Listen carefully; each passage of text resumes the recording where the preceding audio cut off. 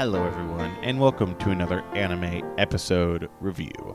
I am the Rat, and this is The Rat's Nest. I'm joined as always by Kyle. Say hi, Kyle. Hello, everyone. Mushoku Tensei Season 2, Episode 2. The second episode. It's crazy, we're here already. Feels like it's been 3 episodes. Just been 2. That's so true. What, overall, Kyle, did you think about this episode? Because I was thinking it was a pretty good episode. It was a pretty good episode. Yeah. I liked it better than the episode 1. You know, episode 0. Episode 0 is pretty good. Episode 1 was okay. Like I liked it enough, but I like this one slightly more. It had a good middle bit. We talked about that already. We'll get there when we get there. I liked meeting Mista. To clarify with everyone, what's the guy's actual name? Because I will be referring to him. Soldat's voice actor is Mista's voice actor from JoJo's Part 5. Yes, and so it gave a nice little personal W to Rudeus at the end. You know, he's been kind of down on his luck. He's been kind of shit on around by the world, and you know, in this episode, it kind of was added on even more. You know, more like burden for him. Not burden, not the word. Like someone's being really mean to him. Objection, he may phone me, you know, kind of that type stuff. Yeah. And a good resolution. So, shall we just get into it? Yeah, so we start off. We get to see that he has named his legs and his arm muscles. I was so confused when that happened at first. I was like, what's he holding? And then I realized what was happening, and I was like, oh, okay. No, what are the names? You know, as the funny joke goes, right? Dude, that's Rudeus' Gymrat, bro. He's going crazy with it. What are his muscles' names, if you remember? I cannot remember the legs off the top of my head. I'll be real with you. The arms are Hulk and Hercules. That's like he names he's gassing himself up. This is the self gas up segment of the episode. Yeah, he is on the gym arc, bro. Yeah. He's not on Fraud Watch. He's absolutely not on Fraud Watch, unlike some other characters we may know from other series. But yeah, yes. So we get to see that. We learn that his nickname is Rudeus Quagmire, right? As he's known. Funny, he turned into a Family Guy character. He turned into a toilet. What can I say? Funniest shit I've ever seen. What can I say? There's no other layers to that joke whatsoever. There's no other layers to that joke. Yeah. There's definitely not 17 layers of a dungeon to that joke. No way. Not the series. That'll happen eventually. Yeah. Maybe. I will say one thing. I do wish in episode they had explained the name Quagmire. Like I explained it to you. Yeah, and it made sense. They didn't explain. Like it would just require like, they call me that because my signature spell is Quagmire. So, like I don't think there was anything explaining it in episode. No. So I do wish they had done that, because I think that it's kind of like, well, why is he being called Quagmire? You know? Yeah, like when I heard it, I was like, oh, that's a little weird, and then he explained it, and I was like, okay, so like, it makes perfect sense. And they should have just absolutely hilarious. They could have added that in, like that would have taken all of maybe like 5-10 seconds to explain. Where it's like it thinking to himself, like, you only call me that because it's my signature move. Like if they just gave like a one-off line like that, I think that'd be fine. Yeah, but you know, just take away literally 5 seconds of the action sequence to do that. That's all that they needed. Yeah. But there we get kind of introduced to Soldat here, where we see him talking about how his group took a job, stepped leader. And so, but then we get Rudeus is joining. Well, he's invited by Sarah, and he does a job with Crossed Arrow, and they counter arrow. Did you call it Crossed? I call it Crossed Arrow too. Fraud watch. You've messed me up, Kyle. I am a fraud. I'm not. I'm a fake fan. I didn't cross you up. Fan. I didn't cross you up. I countered you up. That's true. But he accepts a job with them to go collect some snowdrake scales in an ancient ruins, whose name I can't remember off the top of my head. And there's a giant statue of Kishiriku. Yeah, it's ruins from the first Human Demon War, which was a while ago in universe. And yes, it has a statue of Kishirisu. What a quirky little character she is, isn't she? She's I'm guessing very important, but she's a quirky little gremlin, one could say. I love the little gremlin lass. Yeah, so this entire little section here with the snowdrake whatever in the ruins, right? What'd you think? I liked the visual of the runes were pretty neat. Not too much stuck with me, other than like the moment that they were collecting scales, and they're like, "Oh man, this sure is easy for an A rank job." And then the snowdrakes attacked, and then they kind of left Rudeus, right? Like they Well, kind of they just were ran running off. away, and Rudeus was a little bit behind because he was kind of holding him off. And then Oh no, because Rudeus, they came back. Yeah, Yeah. sorry, they came back and Yeah. started helping him fight. And then his name's like Sol, like Soldat, right? yeah, Soldat, Soldat, Yeah, Soldat, not Soldat me. Heckler. I'll cap.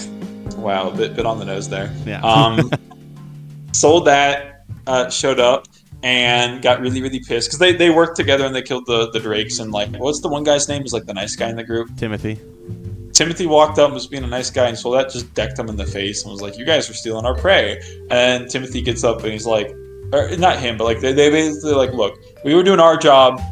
There must have been like a connection from yours. Like they ran through. There must have been a connection in your area. Like they got through into these runes, and they attacked us. We weren't trying to steal your stuff." And like this shows that Soldat isn't, as of this scene, or isn't. He's not like an evil person. He's just kind of a dick, and like that's fine.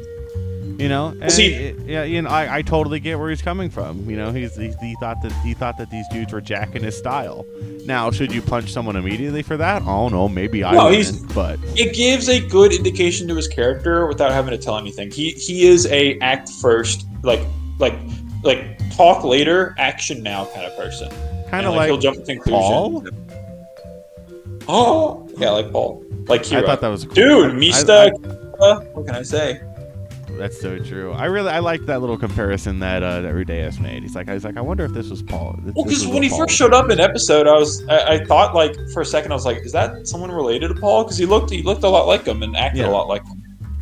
But yeah, then that happened, and then they went back to celebrate, and that was kind of the end of like the first big sequence of like when they the fought first the like Snowdrakes. third, basically, yeah. First third, yeah, the first third of the episode. Second third's probably my favorite. They're all sitting there hanging out. Soldat comes in. He's drunk. He's very obviously drunk, and he's like, Timothy, I don't like you as a person. I hate you personally. And he basically tells him, he's like, I don't like nice guys like you. You guys make me annoyed. And he goes, but you, and he points at Rudeus, and he's like, you, I hate you. You are my absolute least favorite type of person. And he, like, this, I like this moment a lot, because he basically calls, I'm going to say it like this, but I don't mean it exactly. He kind of calls Rudeus out on his bullshit, where he looks at him, and he's like, I hate people like you because you just think to yourself, you have it so much worse than everyone else. Like, oh, lonesome me, haha, funny. Like, oh, poor me. I'm so not in a good place right now. I'm just having it the worst that I possibly could, and kind of neglecting that everyone else is going through bad times too, and that you're not the only one. He basically calls that into question with Rudeus, to which all Rudeus can kind of do is just like. Like there was a really good sequence of animation. I mean, it wasn't too noticeable, but like where he first got caught, he like looked around just to see if just to like look, and then he like closed his eyes and just started like smiling nervously. And I was like, I felt bad for him in the moment because he was desperately not trying to make waves. He just was trying to exist, and this guy came up and started heckling him. Wow, almost like that's a blast name. No way. Yeah, no, But I thought no, that this was it's a really good scene. I mean, because Soldat, he's not wrong, really. He's not. You know, God, that's why I Rudeus love so much about isn't in the Mushoku best Tensei. spot here. You know, he's very much so, trying to be extremely inoffensive to everyone. Trying to be friendly with everyone, and Soldat doesn't like that, and so he's speaking his mind. God, Mushoku Tensei is one of the best series when it comes to like when characters argue, you can't exactly put a pin on who's right and who's wrong. Because you could look at like most other series when characters have a big blow up, you could mostly tell who's in the right, quote unquote, and who's in the wrong. Of like, it's usually split like 80-20, 90-10 of like this person makes like a small point, but this person's pretty much right. And in the case of Soldat, it's like he's drunk, being mean, but he makes a valid point. That Rudeus can't just sit there and think that everything that's like, it's kind of trying to show him, and I made this joke when we were watching it too, like Rudeus isn't the main character of the world.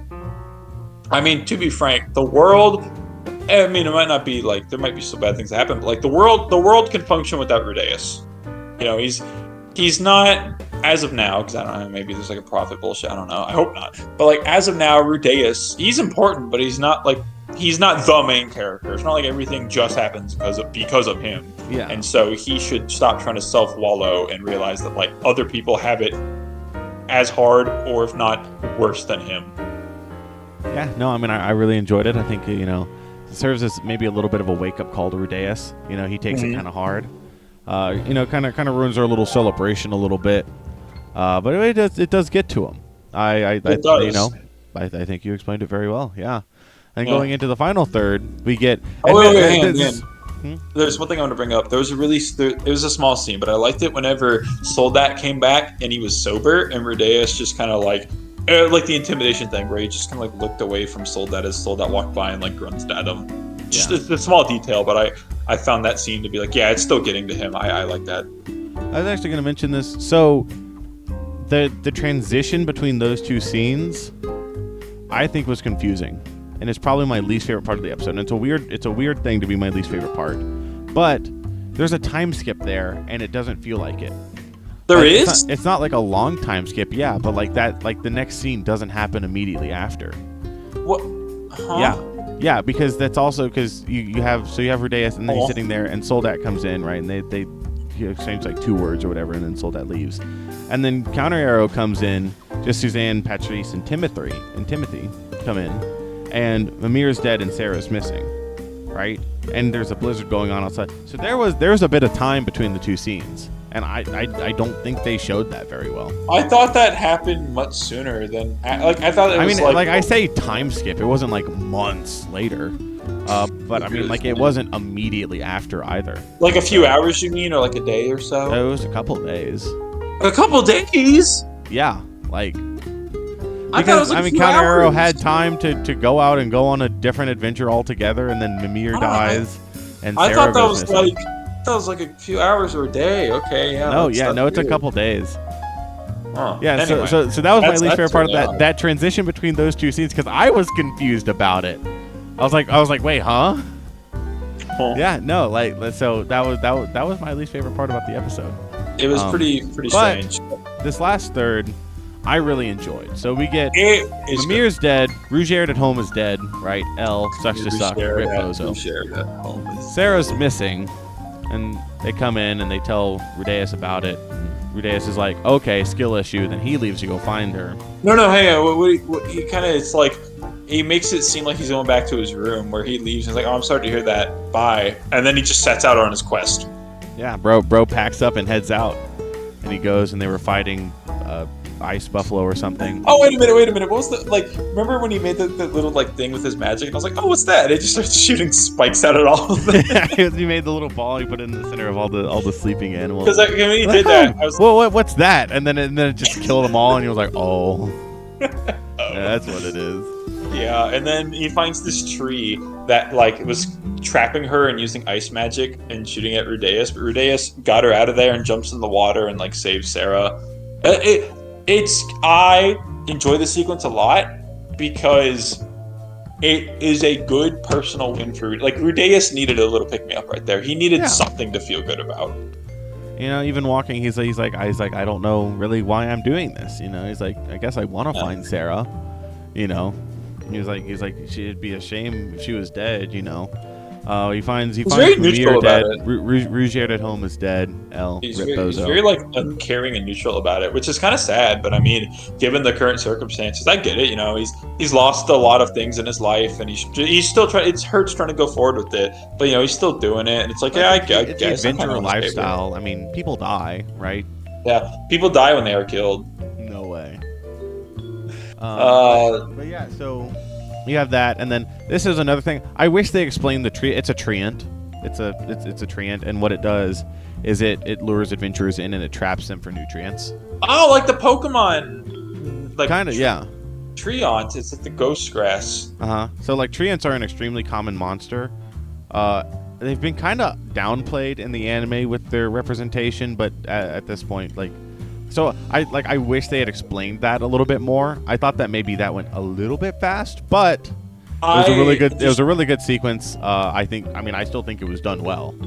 I just assumed it was like a mythical, like not mythical, but I assumed it was like a supernatural tree. Like I thought not okay.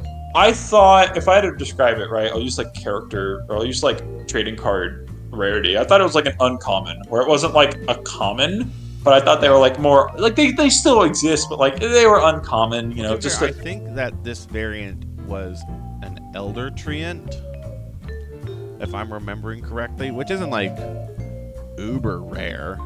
but still, like not something you come across often. Icefall treant is what the light novel says. So treants are a very common monster. They're like the slimes of the Mushoku Tensei world. Oh, okay. Well, that puts it in perspective then. Yeah, okay. Yeah, like in the Demon Continent, they came across a ton of treants, in the Great Forest. But they never showed that. I don't remember any of that. Yeah, no. In the anime, they were kind of. I think maybe in the background you can see them. But I mean, this entire section, I really enjoyed. I think that it was fun to see Rudeus get to save Sarah, and then hop in the water, and it's like, oh, okay, well that's nice. They have a nice little scene where Rudeus is healing her, and bro cannot keep his eyes to himself. Bro is looking disrespectfully. They have to dry off their clothes after getting in the water, and he has to heal her. And she's like, well, why did you save me? And he's like, well, I heard that from your party that you had gone missing, so I just came out to save you. He's like, oh, Rusierd at home is dead, and she's like, well, that sucks. They go back, and Suzanne's like, oh, Rudeus, why did you do that? Grr, I hate you. You could have died. And Sarah was like, don't say that. That's mean. And then Timothy was like, thank you, Rudeus. And then he cried, and it was very nice. That is a good way to sum up the scene. Also, one thing I want to add about this, I liked how the episode started with him, and this is why I thought this all happened in the span of a day, and this was very misleading, where he took the pantsu, or the treasure out of his little box, and at the end the holy relic, even. Sorry, the holy relic. He took it out of his little shrine during the first scene, and then he puts it back in at the end. So I thought this all happened in the course of a day, because it felt like he takes it out and he puts it back in, and that was just like a typical day in the adventurer's life. That's what I thought. But that could be done intentionally to signify the passing of time, his days are going on. It could be an intentional thing. It could just be a good way to begin and end an episode. No, but I thought I get what you're saying. I thought he did it every day, where it's that was his little daily ritual. Yeah, no, and that's why I thought it was that all happened in a single day because of that too, where it's okay, he takes it out, and then at the very end of his day, a long day, he goes back, he puts it in, and he goes to bed. So having that time skip in there makes it even more awkward now with that little I think there should have been a different transition there, but yeah. Oh well, bygones are bygones. I really enjoyed it. We get Rudeus leaves. He's going to go on more adventures with Counter Arrow, and Sarah says something that the camera doesn't pick up. She probably said, I hate your guts. I'm not terribly certain, though, as to what exactly she might have said. And then we get the outro, and that's the episode. So something else I want to mention real quick. I was not expecting this. The intro is still just like Season 1 intros. It's not like a set intro. And I'm very happy at that. I thought that would have been the case, because it felt like they hit the niche with that style where they I mean, I loved it. But the general consensus was, after listening to the intro, and even I was like I don't really like it. It's not like the same style as the Season 1 intros. And so, me and other people in the community were like, it's probably going to be a set intro, right? Just because the kind of the feel of the music is different. But then it wasn't. And I mean, it worked pretty decently. So I'm absolutely thrilled, because I loved that with Mushoku Tensei Season 1. So I'm very happy to see that back. What's that quote where it's like an unexpected surprise but a welcomed one? Yeah, no, I saw that. I was like, oh my gosh. I was like, that's awesome. I was really happy with that. So overall, I really enjoyed this episode. What do you think, Kyle? Overall, after re-talking through everything, conclusive thoughts. I would say I do appreciate it slightly more coming out of this conversation with it. It was a good episode beforehand. I like this episode, but just getting to air it all out and just go through everything and just kind of talk about it more, I do appreciate it a little bit more. The middle part, my thoughts on it didn't change, because the middle part was still my favorite part of the episode. But getting to learning more about that there was a time skip, learning more about the tree, getting some of the extra light novel fan only info. It certainly helped to get that elitist knowledge, so I do appreciate that. Yeah, I know. So the general reaction of the Mushoku Tensei community, right, that I've seen, this episode was a bit fast, and people definitely caught on to that, because we thought we'd probably get 4 episodes for Volume 7. and we're going to get 3. I'd be very surprised if they took the rest of Volume 7 content and put it into one episode. They could. It's fine. Like the episode yeah, no, itself I think that it fine. was fine. Like I said, I wish they had given more information about the treant. Even if just a line like, "Oh, a treant, it captured Sarah to use her nutrients." Yeah. Like, show don't tell, but you got to tell a little bit, right? Or something like she got lost near the Treant Woods or something. Yeah, just something like that to give a little bit more of that information. Like I said, fix that transition. Yeah, something, just some more context. But other than that, no, this was. No, I think that it was good. It was a good episode. Pacing was a bit fast, but like I didn't mind. Personally, did you even notice before I mentioned anything?